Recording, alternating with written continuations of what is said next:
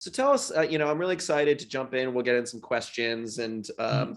we're going to talk about like LGBTQI plus comics, and your involvement in that, your love for it, maybe some struggles that you have with it. But before we get into all of that, can you just tell me a little bit about yourself and where you come from, where you are now, and maybe what were some of those early days and what got you into comics and then became a comic creator? Yeah, sure. So, well, my name's Joe Glass. I'm a writer specifically in the field of comic books, based out of Wales in the UK. Currently living in Cardiff, the capital of Wales, where I do most of my work. I'm primarily known for my award-winning LGBTQIA superhero series, The Pride. But I've also done a number of independently published books as well, including Glitter Vipers, The Miracles, Acceptable Losses, and I have a new book coming out, which I co-edited and have a story in called Young Men in Love, which comes out in July. But yeah, my main thing has always been about having a bit more queer representation in comic books as a medium, because it was a medium which I fell in love with when I was growing up, and which for me was a source of comfort and solace when I was struggling coming out as a young man and teenager in the South Wales valleys. Initially, like the big comics for me were X-Men, which I'm pretty certain if you meet any queer comic book fan, that is like the go-to comic that they'll mention. And yeah, I'm just as basic as everyone else. I just adored the X-Men. And I think that came from the fact that like there is a very clear metaphor for the queer experience in X-Men. And it just got to a point where not only did loving this medium so much and these comics so much make me want to tell stories in that world and make comics myself, it got to a point of seeing people like me only be seen in the medium as metaphors, and very rarely as explicitly openly queer. That made me think like, well, if I'm going to do comics, then I want to make very queer, inclusive comics. So that's kind of what got me started.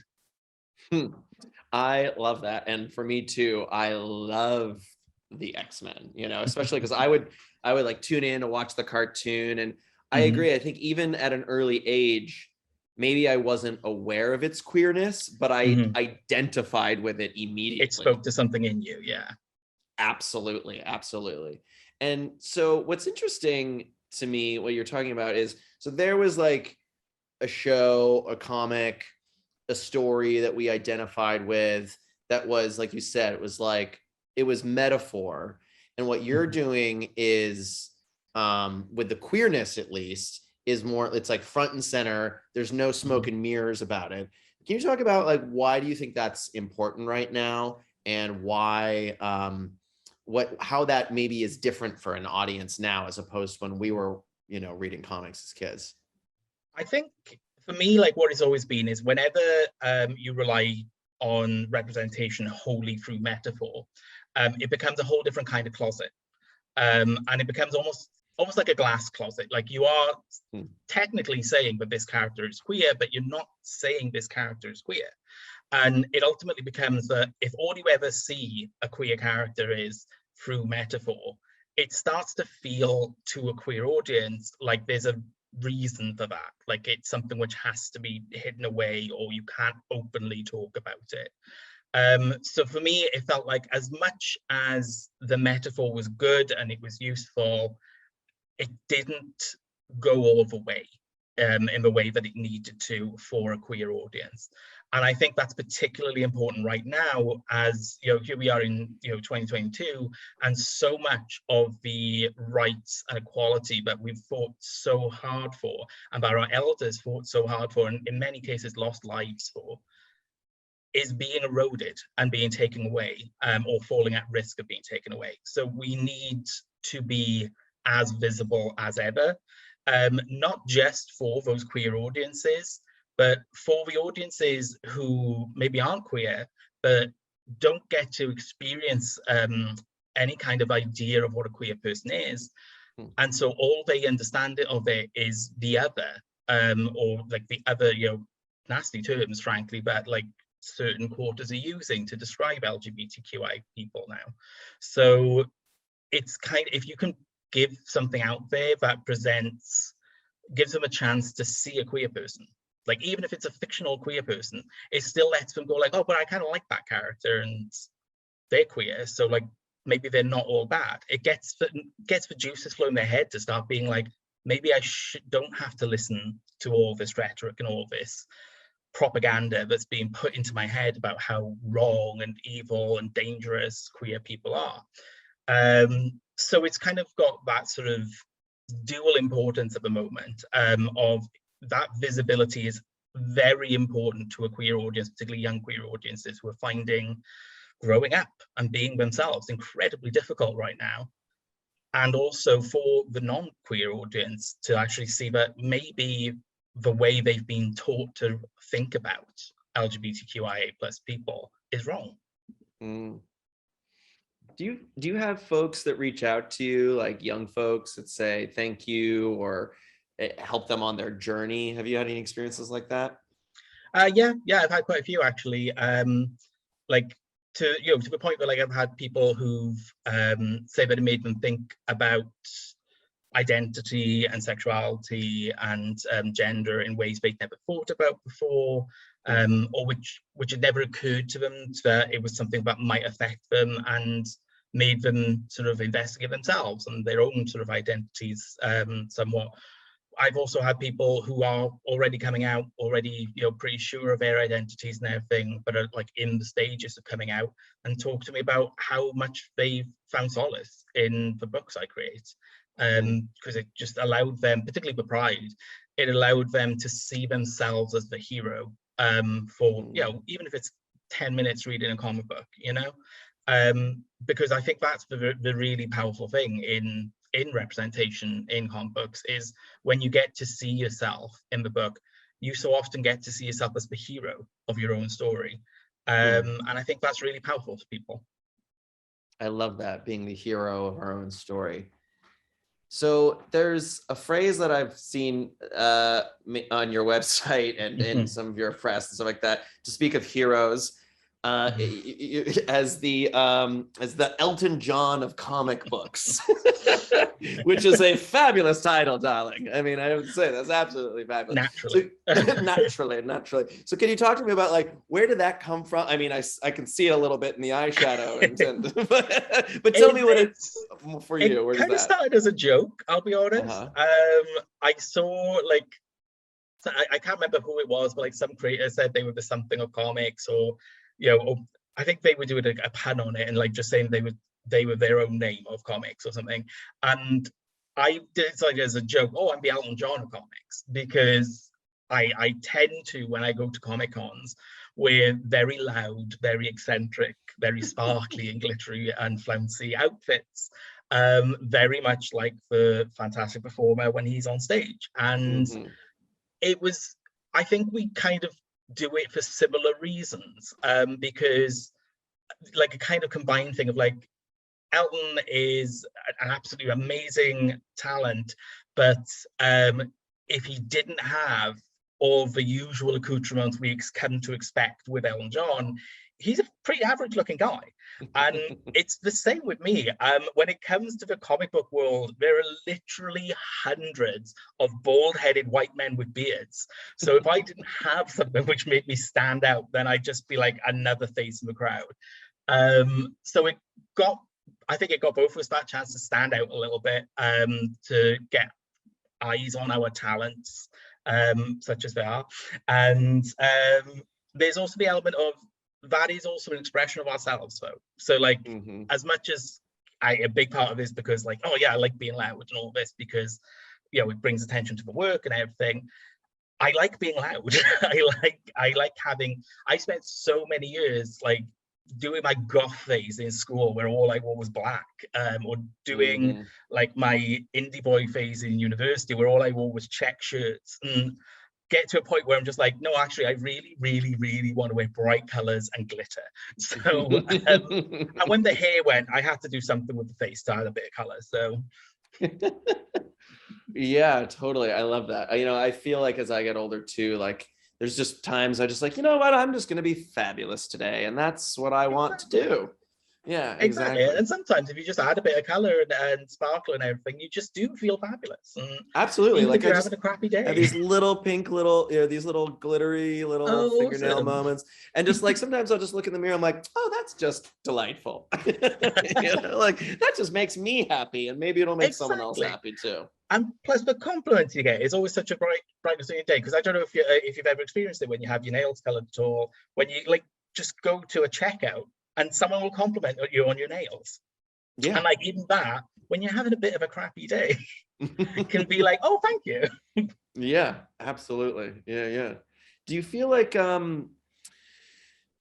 there's what were some of maybe, so let's go back in time a little bit. So like you're going through these different phases, and you're starting to find yourself more, and then so when was it you're like, oh, I want to write queer comics? And was there like a lack of it when you started, or were there other queer comic people that inspired you and like showed you the way, or was it a mix of both? Can you talk to me about that?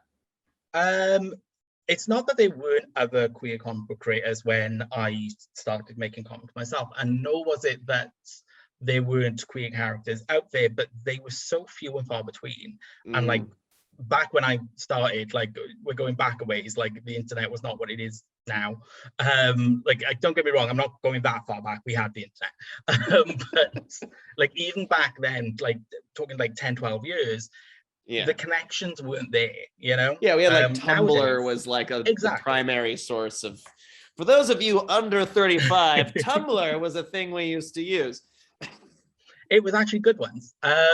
Yeah. But yeah, the connectivity just wasn't there. Like whereas now, like I could meet other queer creators constantly. Like I'm in a Discord with a bunch, so it's really easy to network with other queer creators and help each other and inspire each other, and that's awesome. But certainly when I started, like my main reason for starting the queer comics and starting the Pride was there was this perceived complete lack of it. In terms of knowing, I had no connections with other queer creators behind the scenes when I started. And in terms of the characters, like I say, there were a few characters who were metaphors, and there were one or two characters who were openly gay, like North Star in the X-Men. But he was very rarely an X-Men. And what queer characters were sometimes were always of the same kind of representation. They were generally always white. When they were male gay characters, they were often a term I loathe to use, but straight acting, in that you would never know that they were gay unless they said it. And usually that was the entirety of their plot. They would say they're gay and come out, and then you'd never see them again. So it got to a point where I just felt a little bit like, well, there's so many other parts to the queer experience and to queer people than just coming out. Or just dealing with trauma or anything like that. So I was just like, I want to tell those other things. And I want to just have, and I love superhero stories, was the other big thing. So like when I started doing the Pride, I was like, well, I'm going to tell a superhero story and it's all going to be super queer people. So yeah, that was kind of the main prompt for me, was just a perceived lack of it. And it's something which has thankfully improved by leaps and bounds in the last decade. But there's still like a ways that the big two mainstream superhero entities still need to go, but which I keep on trying to include in my own works, where they're sort of falling behind. I'll try and push ahead just to, because hopefully, if anything, when I've been pushing ahead, it seems that they eventually catch up. So hopefully sometimes that platform will catch up and bring representation to people who need it on a much wider platform. Yeah, I've noticed in the past couple of years, even we're seeing so many more queer characters and played by queer folks on television and movies, and especially on streaming platforms, right, where they can just kind of do whatever they want because they're subscription based. So they're just like, well, we have an audience for everything. But I see a lot of love stories. And there's some really interesting things happening right now. But at the same time, I'm not seeing a lot of, like you said, like a lot of queer superheroes in the mainstream. That Yeah, still seems like I have to use binoculars or a magnifying glass for exactly. that. Like there's more now than there used to be, but Yeah. even then they can be few and far between. We're at right now in a really fantastic time, because the last couple of years, the big companies, Marvel and DC, have finally started doing Pride Month anthologies and celebrations, and so feature more books through the month of June, which feature their queer characters and cast, and bring them to the forefront. And that's been awesome. But then you find that sometimes July hits and those books end, and you don't see that character again for a while. Thankfully, some publishers are doing slightly better than others. I mean, like obviously DC got a bi Superman who's just running around all the time now, and it's a really killer book. It's absolutely fantastic take on superheroes. So it's great that we've got that kind of visibility happening, and particularly with character brands like a Superman character and things like that. Like that's huge. That's massive representation, because like everyone in the world knows who Superman is. And that is awesome to have, but there's still a lot more that needs to be done. I think right now, like our trans siblings are like really suffering disproportionately worse to the rest of our community a lot of the time, and yet they are still struggling to get any representation in comic books. Again, some publishers are really starting to make moves on that, and hopefully we're going to start seeing some serious sort of course correction in regard to that. But yeah, it's going to be that, for me, feels like that's the next field that needs to really be sorted out. Like we need to have more trans characters and representation on the page in comic books as well, particularly superhero comic books. Yeah, I mean, there's you know, you've described your work as, or your work has been described as where's the quote here, that your queer comics, with an X, by the way, listeners, comics that are not afraid to include everyone and defy expectations. So that sounds like, like a Hail Mary of a mission statement, which is awesome. So why do you think it's daunting for other creatives like these big houses to include everybody? And, do you think they're like afraid of tokenism? Do you think they're afraid of losing a straight audience? Like, what is it? I mean, I'm sure it's nuanced, right? So I'm curious what you think about that. And then also, how do you attempt to do it for yourself? Because you have your experience, but then you want to include everybody. And how do you do that in a way that feels respectful and celebratory and not, stereotypical or just uninformed, because we can only, imagine certain scenarios. Yeah, totally. Like, in terms of like why other entities are finding it difficult, I think there's like a whole host of reasons. I would hope that it's not the worry of losing a straight audience, because I think that's terribly reductive, because like the ones that you would lose weren't worth having to begin with.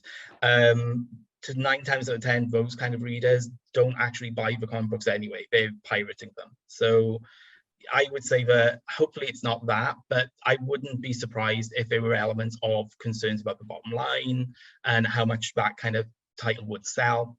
But then that sort of heavily comes down to a case of just marketing it to the right markets. Because I mean, like if queer people were more aware that, hey, we've got this book out for you with characters who are like you, more queer people go into a comic shop and buy them, So that's why I think you find like a lot of queer inclusive graphic novels, which sell more primarily through the book market as opposed to comic shops, do so much better and do incredible numbers of sales. And it's generally because, comic shops in the direct market don't necessarily actively market towards the right audience. They're still trying to market towards the existing audience that's always been there. I think there is also an element of the creators sometimes being afraid. I mean, for the longest time, a great chunk of creative voices behind the scenes in comic books have been white, straight, cisgender males. And I'm not saying there's an element that therefore they don't want to do it because they're white cisgender males and they don't like LGBTQ people or something like that. That's far from the truth. It's more that I think there's a fear that they would get it wrong, and that they would get it wrong and that they would be backlash, particularly now in the internet age. And I can understand that.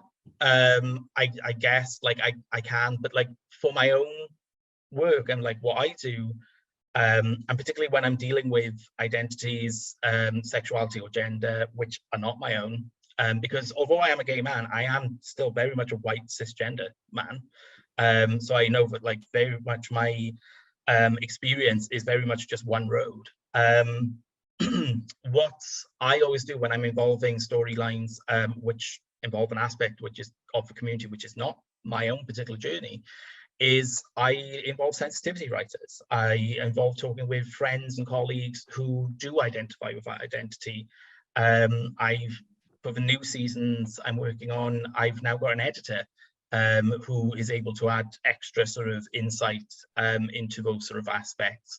So it's just a matter of bringing the story to those people, and and being open to change and being open to feedback and criticism. Certainly, like the second season of The Pride, one of the main plot arcs involves one of the trans characters, and what I had originally planned for that character changed drastically when I brought the story to actual trans readers. And they, not that they thought what Wide originally had was like bad or anything, but they just pointed out pitfalls and tropes which I was not aware of, because they're not things I'm actively looking for, because those weren't things which affected me, so that then caused me to sort of rethink how I was going to do it and like what I wanted to say with this story. And I sort of redid it, sort of came out with a different ending and sort of different journey to there. And thankfully, like when that season came out, one of the things I was praised on was the handling of that particular character and their journey. So it comes, the proof's in the pudding. When you include the right people and the right ingredients, you can get something which is going to please more people. At the end of the day, you're never going to please everyone, and no singular gay character, trans character, bi character is going to be the story for every gay, trans, bisexual reader out there, because no one character can represent everyone.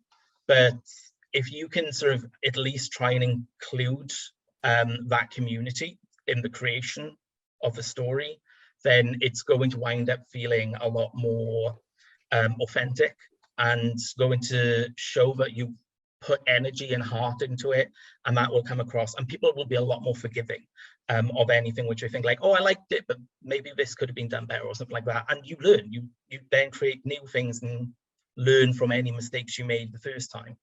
And I think what we need of those white cisgender straight male creators who are writing or drawing the comic books in Marvel, DC, Image, wherever, is that humility to involve others when it involves parts of the world which they can't ever possibly truly understand or be familiar with. And also the openness to accept that, okay, you can include it, but accept that you might fail. And if you fail and you get backlash or criticism or even a little bit of anger, it's not anger at you, it's anger at the problems which we as a community have had to face and see in terms of representation for so long, that if we see it again, that frustration just comes out. So I think for those creators, I would just ask of them, like, I get that you're afraid, but like, you can do it. Like, there are ways, and just time's come to do it. Yeah. If not now, when? Exactly. So you mentioned, we've talked a bit about the Pride, but can you give us, I just walked into an elevator. Give me an elevator pitch with it. So for our audience, so they can know what to look for and get them excited to go get a copy of it. Yeah, sure. So the Pride is, excuse me, a series I started about 12 years ago. Originally started as self-published before getting picked up by a publisher to continue the series into a second season, and has now come out in print in a beautiful collection called the Pride Omnibus, which is available in bookstores and comic shops around the world now. It follows a team of all LGBTQIA superheroes who are formed by Fab Man, who is the sort of leading hero in the first season, who is just sick and tired of seeing how queer superheroes are seen in his world and how they're being treated as the butt of a joke, or as somehow lesser than the heterosexual counterparts in this world of superheroes. And he decides that the time has come to form the world's first LGBTQIA superhero team, and forms the Pride as a result. And we get to see all kinds of heroes, from Wolf to Muscle Mary to Frost to Twink to Bear to Cub. Like, I'm sorry, like I loved those terms when I was growing up, like, and coming out into understanding the gay scene, and I'm sorry, they sound like superhero code names to me. So I had to use them. And part of the delightful thing I kind of did with the Pride was I play with ideas of archetypes and stereotypes. And like a lot of the superheroes are kind of archetypical because you come into them and you feel like you know them already. So you hit the ground running straight away. And in terms of the representation, sometimes some of the characters might be considered the more stereotypical kind of representation, but then we play with it and we twist it on its head, because for me, stereotypes aren't inherently bad, it's more what is done with them, which is bad. So for me, it was very important, particularly, as I said, like so many gay superheroes in mainstream comic books, when they did appear, were like straight acting. I wanted a flamboyant, camp as roller tents superhero who wears a pride flag for a cape and wears pink hot pants. Like, that was going to have to be one of my heroes, because guess what? Camp gay men are heroes. We wouldn't be anywhere near where we are right now if it wasn't for our lisping, effeminate, limp-wristed queens who stood up to power way back in the 70s and 60s and said, no, queen, we ain't putting up with this. So yeah, we have a range of representation and diversity in the community, because that was important for me to show with the Pride, was that there was a diversity in the community of the LGBTQIA plus community, and that it wasn't all just one kind of thing. So yeah, each time I do a new issue of that book, I try to push that a little further. Oh, I love that. And I feel like there's so many future queer Halloween costumes waiting for us after we read through. I'm still as yet to have anyone cosplay as one of my characters, and honest to God, if I saw someone cosplay as one of the characters, God could strike me down now, I'd be happy. Like, she could take me, it's fine. Well, hopefully listeners make these dreams come true at the next Comic-Con that you see and are going to. Meet us there and come as one of our characters. Absolutely. Oh my God, it'd be fantastic.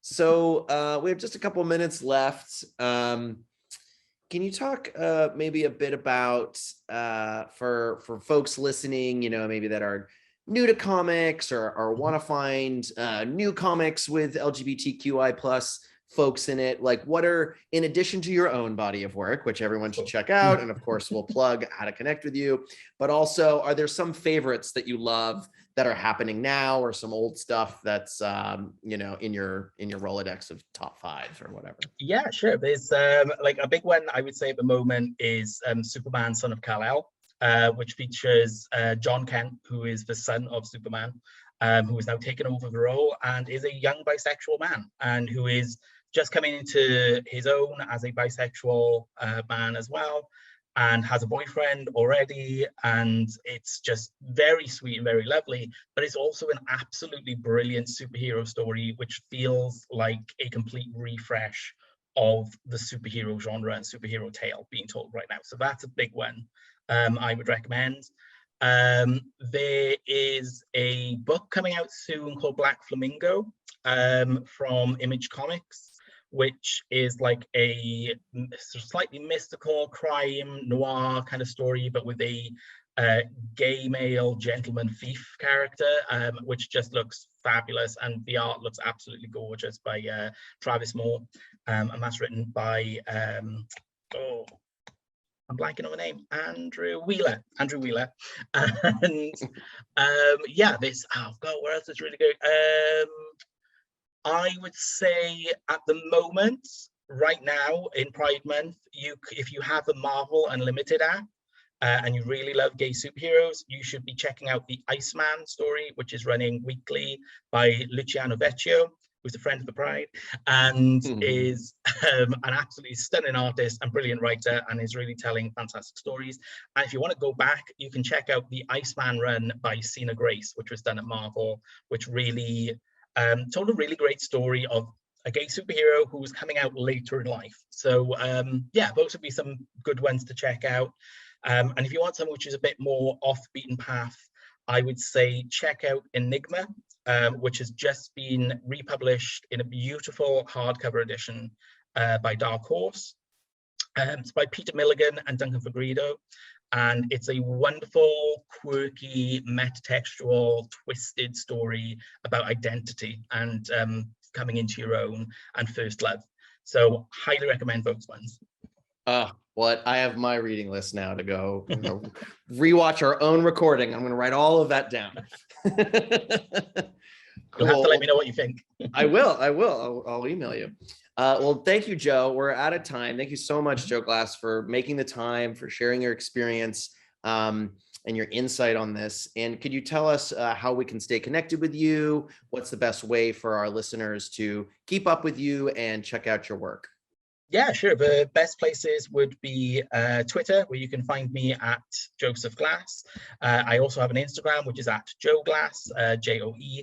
And my website is joeglasscomics.co.uk, because Britain. And there you can sign up for my newsletter, which I post every fortnight, because I don't believe in spamming people's inboxes. Fantastic. Well, thank you, Joe Glass. Happy Pride. Go celebrate, everyone, by getting a copy of the Pride series. And thank you again for making the time. Thank you so much for having me. Honestly, thank you. Happy Pride. Happy Pride.